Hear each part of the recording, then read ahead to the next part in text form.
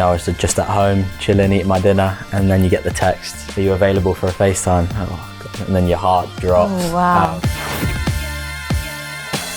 Hello and welcome to the first ever episode of AFC Bournemouth's Boot Room. I'm Charlotte Harris and today I'm joined by Alex Scott. Alex, how's it going? Good, thank you. How are you? Yeah, I'm good, thank you too.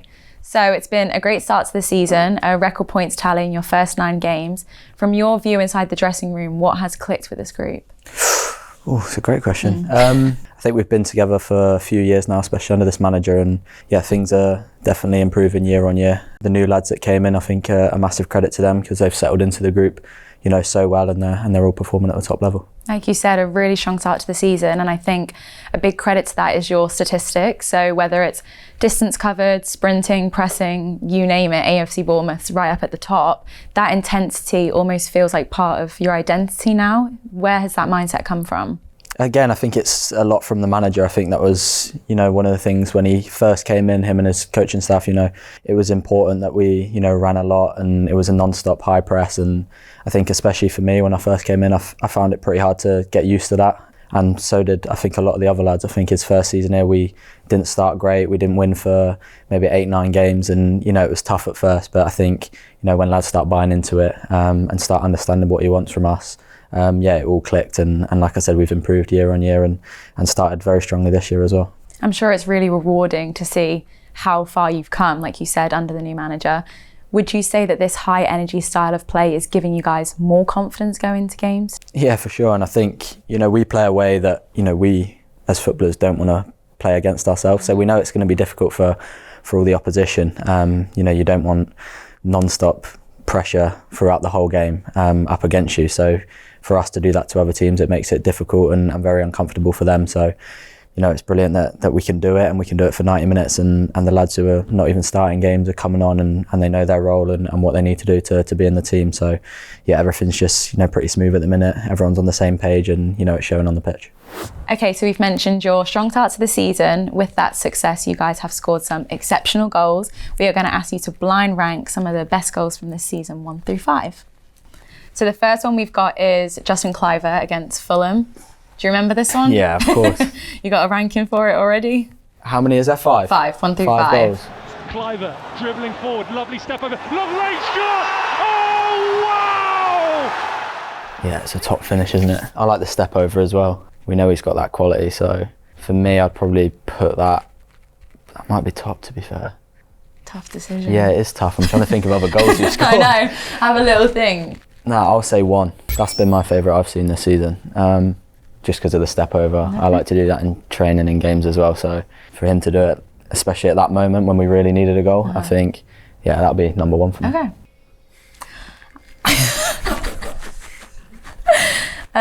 Okay, I didn't know this was going to be. Is this your goal? What's this one? Comes out to Harris. Now, can she find the delivery? Markham wants it. Thompson wants it. Oh, and that's brilliant. Feel bad now. I've given Justin number 1 already. No. His was definitely very impressive. Are you right-footed? Yeah. Okay. Don't tell the opposition that. They'll know after that. Yeah, true. Yeah, that's a top finish. Chopped the defender and then curled it in the top corner. Pretend I'm not here. 2. No. Do you reckon? It's 2, isn't it? You've still got 3 more after this. But I'll take it. That's right up there. That's Okay. right up there. Yeah, I'll give that 2. Thanks, I appreciate that. Well, you're going to see what the next one is. Might recognise this one as well, I think. Controlled it well. Scott. Worth a go! Oh, it's a blistering strike! Your first Premier League goal at the Vitality Stadium, which can only come 3rd, 4th or 5th, so... Yeah, I'll have to put it 3rd, won't I? Swung a boot at it, but yeah, it's a lovely goal. Yeah, to get the first goal of the season early is always a nice feeling because it can almost drag on. Mm-hmm. First one in the Prem at home as well, so yeah, great feeling. Hopefully more to come. Fingers crossed, that's the plan. So I've got 4 and 5 left. Yeah. Do you have an idea of some that could be? I'm definitely forgetting some. Tav, this is 5th, easy. One arm raised here by Tavernier, and this time it does go straight in! And it goes straight in! Do you think he meant it? No. No? Of course not. He's obviously hitting an area and he's and he's hit the right area. And yeah, it's sometimes tough to, you know, when we do our set pieces, hit the exact area that we speak about, and I think he did that perfectly. That was the place we were aiming in that game. We knew it could cause problems, and yeah, it did. So, but I'm definitely putting that 5. You're going 5th? Yeah, okay. It's not meant that. So hopefully this one we've got coming next will fit the brief of 4th. Little hint, last minute equaliser. Yeah. Played into the area, and the shot is in.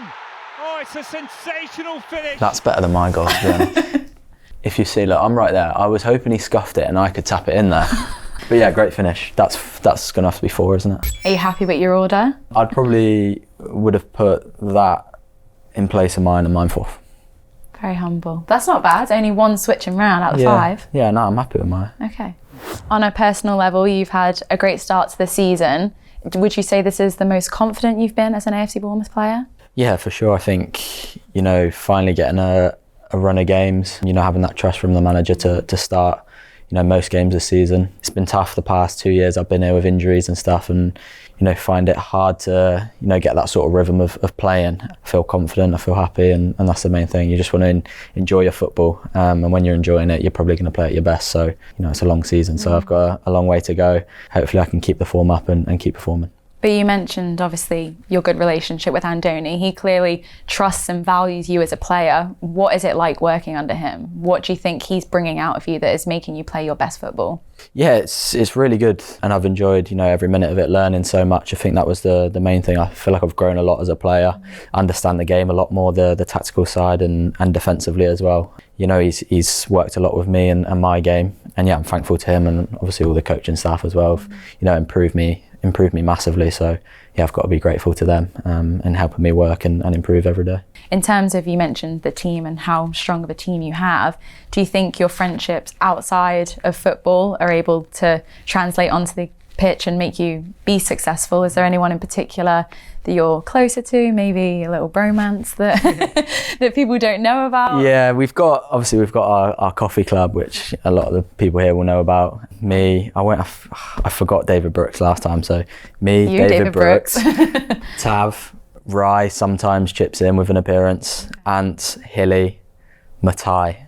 That's the main group. Yeah, that's so a big group. Yeah, we go a lot of days really after training. We go for a coffee. But yeah, the ones I'm really close to, we have a little separate group, me, Tav and Rye. So obviously I play with Tav quite a bit, and me and Rye almost fighting for the similar position. So not often we're on the pitch together, but it's good. We have an amazing relationship off the pitch, so there's no bad blood. If I'm in the team, he's in the team. I think we're both, you know, happy for each other, whoever's playing, and want the best for the team and for ourselves really. So yeah. But you need that healthy competition. I can imagine, like, if you know that people are coming for your position, it's only going to make you perform better, and if someone's chasing to get in your position, it's only going to make them perform better. So that healthy relationship seems to have really benefit not only the midfield this year, but the whole team in general. Yeah, it's massive. I think it's huge at every club. I think you look at the top teams in the world, they have, you know, star players in every position, and it gives the manager a headache when he has to leave players out. And yeah, it's that healthy competition, and it's always like that on the training pitch as well. 100%. Speaking of teammates, we've got a little game for you. We've got 5 members of the squad: Adrian Truffert, Marcus Tavernier, David Brooks, Tyler Adams and Evan Nielsen. Got them cards here. Not a bad 5-a-side team, do you reckon? No, that would be top. Okay, so for each player we've got, we're going to show you them. You're going to say their best attribute, and then at the end, you're only allowed to pick one attribute from all of them that you would like to implement in your game. Okay. In football terms, best attribute, not away from the pitch, yeah? Yeah, we'll go football terms. Football terms. Okay, so I know you've spoken a little bit about your relationship with Tyler Adams. What would be one attribute you would take from his game that you'd like to implement into yours? His reading of the game, I'd say. Okay. Yeah, I think Tyler is an unbelievable player. He always knows where to be, and he's always there at the right moments to make tackles. So, yeah, Tyler, reading of the game. One of the players you want on your team, For not sure. against you. Yeah. Okay, got Truffert next. Something from him. Adrian. I know a different position, but still, if there was an element of his game that you think would be helpful in yours. Maybe his composure, you know. Okay. Yeah, I think obviously coming into the Premier League, you know, it can be tougher for players. You know, I felt it myself. It was a whole step up, and I think, you know, he's almost took it with ease, and that shows, you know, how composed he is, and on the pitch, I think you never see him panicking. He always knows what the right option is, and most of the time he takes it. So yeah, he's been an amazing signing for us, and yeah, we're happy to have him. Okay, perfect. Next one, we've got Evan Nielsen. Technical ability is right up there. I'd say. I think his control is ridiculous, and the way he holds the ball up, gets us out of trouble sometimes. So yeah, I'd say his technical ability, I'd love to have that. Okay, yeah, perfect. We've got 2 more. David Brooks, what would you take from him? Say technical ability. Yeah. His left foot, no? Yeah, you can take that. Being right-footed, I'd probably take his left foot. 100%. I'm surprised you didn't say that earlier on. For Adrian, yeah, that would have been a good one. But you've saved it for this, which is good. Yeah, exactly. You knew it was coming. Yeah, Dave, obviously could say a lot of things about him, and mentality as well. To go through what he's gone through and to be where he is today, I think he's, it's an amazing story, and it's amazing for him and obviously his family as well. But, football-wise, a ridiculous player. Again, technical ability right up there, but yeah, for me, left foot. Okay, yeah. Perfect. All right, final one. Corner taking ability for Marvin Tavernier, or we're going for something else? Could have took his left foot as well. Tav, wow. I'd say like ball striking for Tav. Okay. Yeah, the way he hits the ball is frightening. From anywhere he can shoot, and yeah, I'd probably go shot power. Yeah, his finishing techniques and stuff like that. Yeah, if I can't take his left foot, I'll take Dave's, and then I'll take his. Yeah, his finishing. Now, it's probably, it's probably, if you need a bit of time to think, feel free, but out of all of the 5 attributes you've taken, is there one in particular, maybe pertain it to your game, is there one that you think what would I like love most in my game? Your position, where you are in the season. Okay, let's break this down. I'll leave that. Composure, it's... You're a midfielder. Yeah, midfielder. I feel like I'm okay with that. Technical ability, I'd say I'm okay with that. Not on Ever's level, but I'm okay. You can pick yourself up. Yeah, but you've got to be honest sometimes. It's out of these 2, I think. What did I say? Dave's just left foot in general. And then you said reading of the game. Reading of the game. I think it's got to be Dave's left foot, no? Okay. I think if I had his left foot and your my right foot, that takes you to a whole different level. You can do almost anything on a football pitch. So, true. Yeah, Brooks's left foot, I'll take that. Okay, perfect. Yeah, I'm happy with that. That's tough though. So we've got to talk about it. Your first senior England call-up. First of all, congratulations. What an amazing achievement. How was that when you found that out? Yeah, it was obviously an unreal feeling. I was just at home, chilling, eating my dinner, and then you get the text saying, are you available for a FaceTime? Oh, God. And then your heart drops. Oh, wow. You're panicking. I was getting myself all psyched up for it and that. Fixing your hair? Yeah, fixing my hair. Making myself look presentable. Yeah. And then, I got the FaceTime. And yeah, he just told me that I was going to be part of the squad for the following week. So at that point, you're obviously over the moon. You can't wait to tell all your friends and family. And that was the first thing I did was call everyone and let them know. And obviously they were excited as well. And it was straight away booking flights to come over, booking hotels to watch the games. And it was nice for them to be a part of it.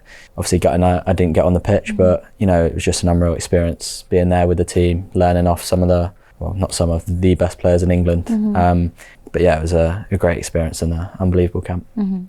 There's so many words that you can go through to say it, but if you could really sum it up, I'm sure there's so much more that goes into the behind the scenes that you've never been exposed to. Was there something that you took away from that camp that I guess is the fuel to say, I want to be here next time? Like, this was an amazing experience. Yeah, I think it was just the level that, everyone trained at. It was, I think, some of the players, what they can do with a football, and, the tactically how focused and how good they are was definitely something. I think just learning off the other midfielders the ones that have done it at the top level for so long, I think it was important for me to go in and be myself, speak to them, learn as much as I can off them, and take parts of what they do in their daily routine, because it's got them so far to being some of the best players in the world. So going into it, that was something that I was very conscious of. That's something I've never thought of, not only taking inspiration from what they do on the pitch, but what they eat, like their routines. Like, I guess that's something that you'd never really consider until you get there and you think, wow,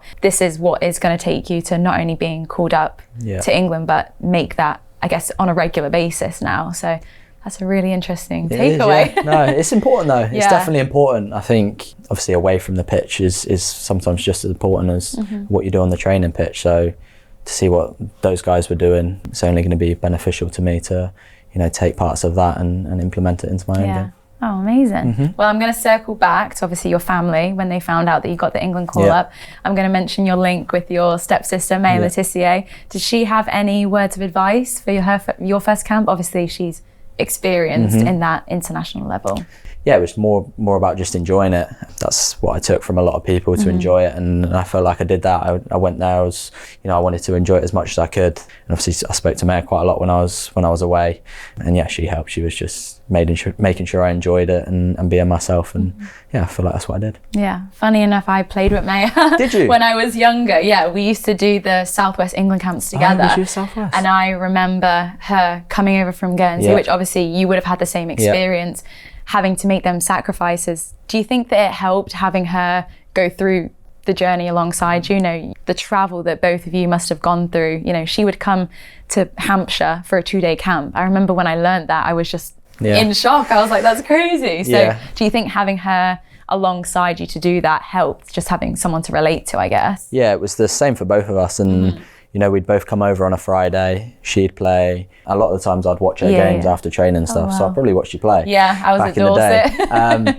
But yeah, it was good. It was good to have her around, you know, for the travel in the hotel. Like, obviously we'd sit around, watch football, mess about, because, you know, you're 10 years old. We'd kick a football around the hotel and things like that. So, but yeah, it's tough. Obviously it's tough for our families as well. And obviously the cost is obviously, it was financially, you know, crazy back then for us to fly over every weekend. So yeah, obviously really grateful to them, thankful to them, you know, for making that happen and, you know, ultimately making my dream a reality. Yeah, I mean, it's amazing that both of you have got to this position. I'm not sure if you know my brother Archie also plays in this setup, and I think football has so many highs, but it also has many lows, and I think having someone you're close to that you can confide in, you know, helps you in those situations. And I'm sure your parents are both really proud of you and Maya, and then, you know, my parents with me and Archie. So definitely it's a good little special relationship. Someone you can fully relate to. So how was it for you two growing up? Good.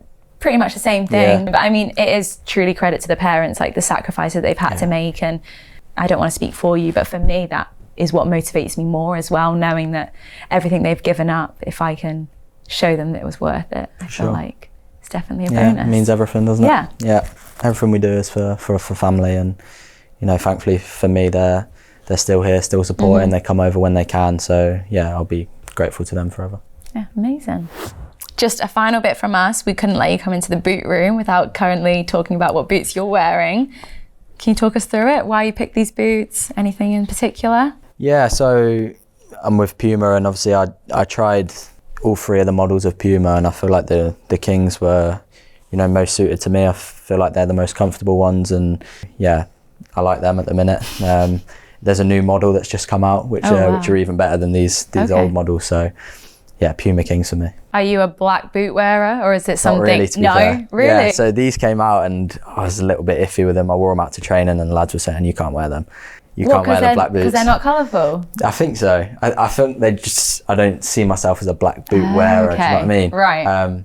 And even me, I think I was kidding myself a little bit putting them on. Okay. I like a white boot. And yeah, I started training, I was giving passes away, and I was got the kit man to get the other boots. He brought the other boots out. Not me. Yeah, and I felt a lot better. But yeah, blame the tools if, you know. Yeah.